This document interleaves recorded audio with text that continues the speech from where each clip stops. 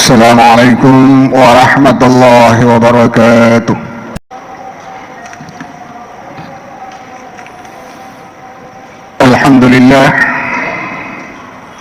Alhamdulillahilladzi khalaqal arda wa arsa fiha minal jibali awtada wa bana fawqaha sab'an shidada wa ja'alaha lil anami mabda wa ma'ada. أشهد أن لا إله إلا الله شهادة تنجي قائلها من عذاب أليم وأشهد أن محمدا عبده ورسوله المبعوث رحمة للعالمين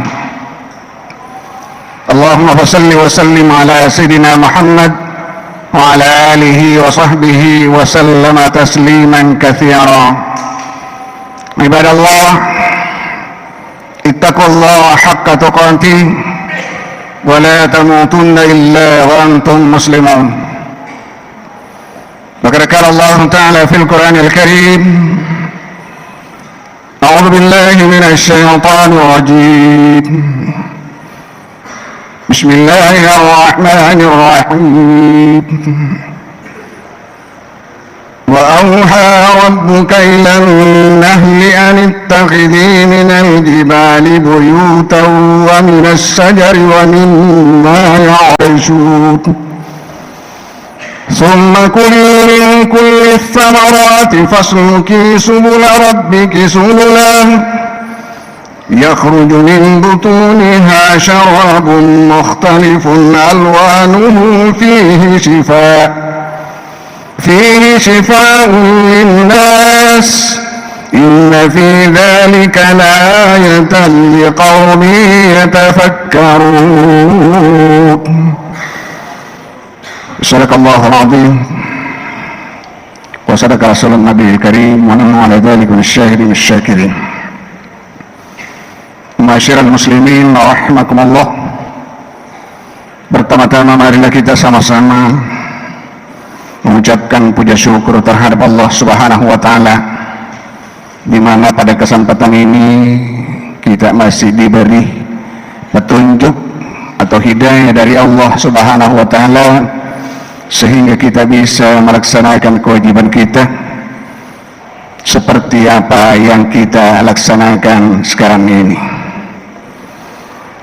Begitu pula kita kirimkan salawat kepada Nabiullah Muhammad sallallahu alaihi wasallam, Nabi yang membimbing kita untuk menuju keselamatan hidup di dunia, begitu pula untuk mencapai keselamatan hidup di akhirat kelak insyaallah.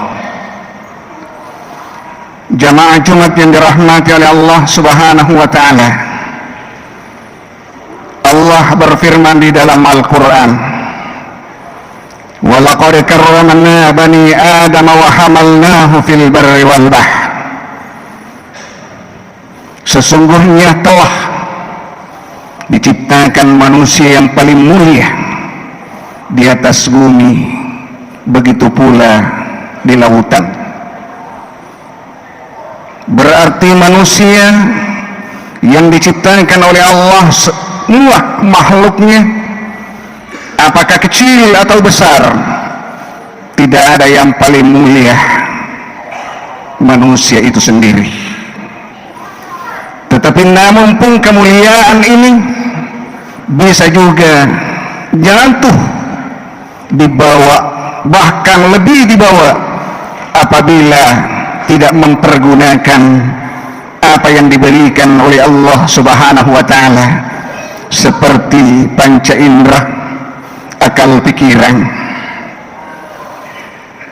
sehingga kemuliaan manusia sering pula diketemukan yang tidak sesuai dengan kemuliaannya, sehingga Allah memberikan salah satu contoh sebagaimana surah yang diabadikan oleh Allah Subhanahu wa taala, yakni surah An-Nahl, surah lebah. makhluk kecil.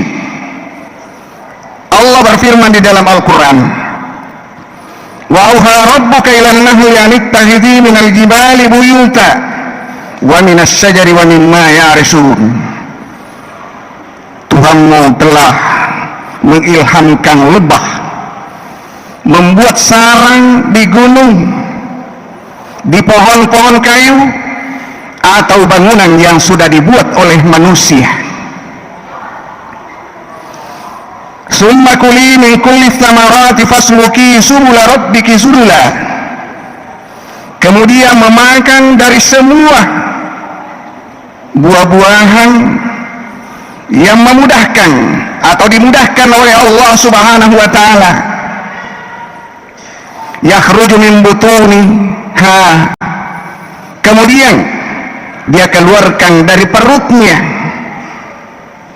syarabun muhtalifun alwanuhu fihi shifaa'un linnas, minuman yang bermacam-macam warnanya yang menjadi obat bagi manusia. Inna fi dzalika laayatan liqaumin yatafakkarun. Sesungguhnya itulah tanda-tanda bagi orang yang berpikir. Jamaah Jumat yang dirahmati oleh Allah Subhanahu wa taala, Allah memberikan contoh kepada manusia karena sering manusia berbuat salah, berbuat sewena-wena, tidak sesuai dengan penciptaannya, sehingga Allah memberikan contoh, yakni lebah yang kecil, agar senantiasa mengambil suri tauladan. Bagaimana bentuknya setelah lebah ini membuat sarang di gunung atau di pohon kayu atau bangunan-bangunan yang dibikin oleh manusia, kemudian memakan buah-buahan dari pohon kayu. Inilah pertanda Allah memberikan kemudahan lebah tersebut. Kemudian setelah memakan buah-buahan, yakni yakhruju min butuniha, kemudian dia keluarkan dari perutnya, yakni madu yang akan diminum oleh manusia, sekaligus menjadi obat bagi manusia itu sendiri.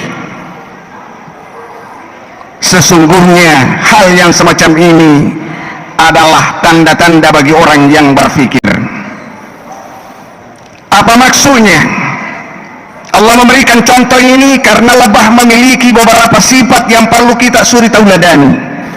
Yang pertama-tama, setelah lebah keluar dari sarangnya, memakan makanan yang baik-baik, tidak mau memakan kecuali yang manis-manis dan yang baik.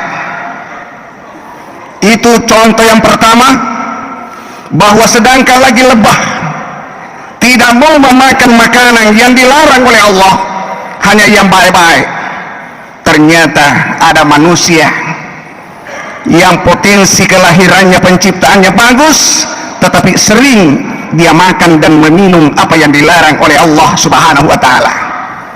Padahal seekor lebah kecil tidak mau memakan makanan kecuali yang baik. Setelah dia makan, dia keluarkan lagi apa yang dia sudah makan. Yang dikeluarkan itu bermanfaat kepada makhluk yang lain, terutama kepada manusia. Setelah itu memiliki pula sifat lebah, yakni memiliki sifat persatuan yang luar biasa. Kemudian selanjutnya,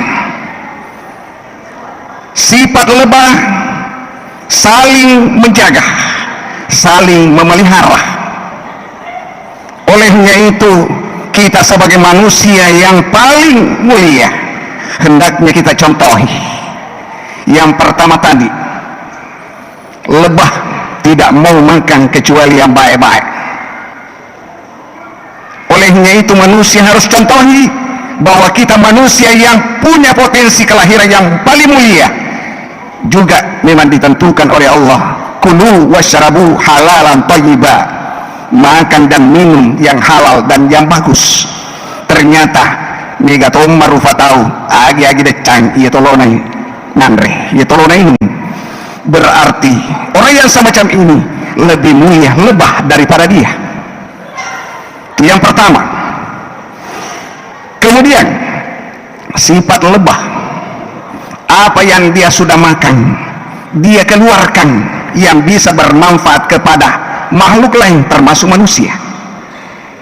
Salah satu contoh agar senantiasa manusia berpikir, berbuat, dan perbuatannya bisa menjadi suri tauladan kepada sesamanya.